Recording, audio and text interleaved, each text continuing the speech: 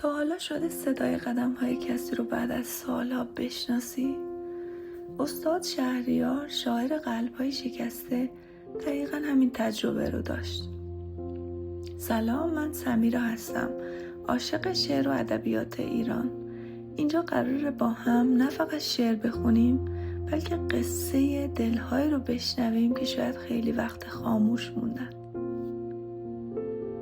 شهریار یکی از بزرگترین شاعران معاصر ایران در 28 شهریور 1285 در تبریز به دنیا آمد و در 27 شهریور 1367 در تهران از دنیا رفت.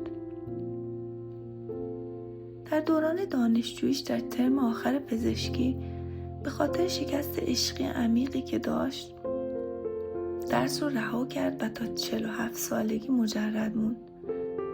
روزی در 13 به در معشوقه قدیمیش رو دید، در کنار همسر ثروتمندش و با کودکی در آغوش. همون روز این شعر رو سرود: سر و همسر نگرفتم که گرو بود سرم، تو شدی مادر و من با همه پیری پسرم.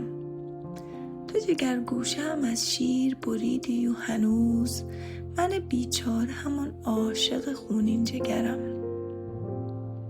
من که با عشق نراندم به جوانی هوسی، هوس عشق و جوانیست به پیران سرم. پدرت گوهر خود را به زر و سیم فروخت، پدر عشق بسوزد که در آمد پدرم.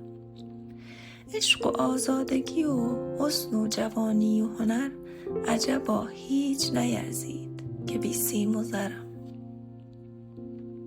13 را همه عالم به در روز از شهر، من خودم 13 که از همه عالم به درم.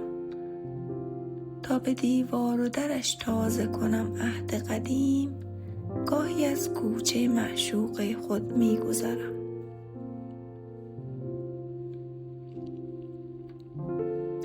استاد شهریار در اواخر عمر دلیل بیماری در بیمارستان بستری می گردد و دکتر خانواده او را جواب می کنند. دوستان و آشنایان شهریار برای بهبود روحیه او می روند و با اصرار ثریا، عشق قدیمی شهریار را راضی می کنند که به عیادتش برود. ثریا که حالا یک پیرزن بود قبول می کنند که به عیادت شهریار در بیمارستان برود. وقتی عشق قدیمی شهریار به بیمارستان می رود، شهریار روی تخت بیمارستان خواب بوده، اما صدای قدم‌های عشق قدیمی خود را می شناسد و از خواب بیدار می شود. وقتی ثریا در اتاق را باز می کند، استادی که از معروف ترین و آخرین غزل‌های خودش را می سراید. این شعر به زبان ساده و دلنشین به بیان مفاهیم عاشقانه و دلباختگی می پردازد. این شعر که در قالب غزل نوشته شده در دل خود پرسش‌های درباره علت فاصله ها و نرسیدن به محبوب را مطرح می کند. با هم بشنویم. آمدی جانم به قربانت ولی حالا چرا؟ بی وفا حالا که من افتادم از پا چرا؟ نوشدارویی و بعد از مرگ سهراب آمدی، سنگ دل این زودتر میخواستی حالا چرا؟ عمر ما را مهلت امروز و فردای تو نیست، من که یک امروز مهمان توام فردا چرا؟ نازنینا ما به ناز تو جوانی داده ایم، دیگر اکنون با جوانان ناز کن با ما چرا؟ که با این عمرهای کوته بی اعتبار، این همه غافل شدن از چون منی شیدا چرا؟ شور فرهادم به پرسش سر به زیر افکنده بود، ای لب شیرین جواب تلخ سربالا چرا؟ ای شب هجران که یک دم در تو چشم من نخفت، اینقدر با بخت خواب آلود من لالا چرا؟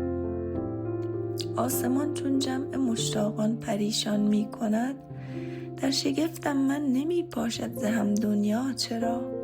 در خزان هجر گل ای بلبل طبع حزین، خاموشی شرط وفاداری بود، غوغا چرا؟ شهریارا بی حبیب خود نمی کردی سفر، این سفر راه قیامت می روی تنها چرا؟ راستی تا حالا کسی رو توی زندگیت داشتی که با دیدنش فقط یه جمله بیاد توی ذهنت، کاش که زودتر اومده بودیم؟ اگه آره برام بنویس توی کامنت، شاید یکی دیگه هم همین حس رو تجربه کرده باشه. ما همه یه شهریار درون خودمون داریم، کسی که با دلش زندگی کرده حتی اگه دنیا نفهمیدش. اگر این شعر یه چیزی رو توی دل تو هم تکون داد، با یه لایک بهم بگو که ادامه بدم برای شعرهای بیشتر، روایتهای عاشقانه تر و دلنشین تر. خدا نگهدار.